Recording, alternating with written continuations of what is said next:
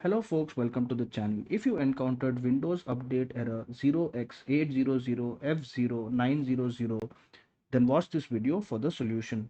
The first thing we need to do is run the Windows troubleshooter, update troubleshooter. So right click on the start button, go to settings, then click on system, look down for troubleshoot, click on troubleshoot, click on other troubleshooters, and then we will click on the run Windows Update troubleshooter. The next thing we'll do is a system cleanup. So we'll go to disk cleanup here, click on OK, and we will clean up the system files. Click on OK. And once that is done, click on OK, delete files, and it should finish off deleting all the files. Once that is done, we will, once this is done, we'll wait for it to finish.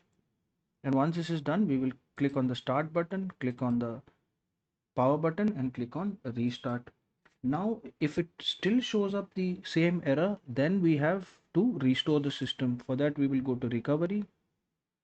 In the search bar, click on recovery, click on open system restore, click on next. Look for the recovery point that you have either saved or the Windows has created itself. Click on next, and you can click on finish, and it will restore the system back to a previous date and time where this error was not showing up. If this video helped you, then kindly subscribe to the channel. Enjoy your day.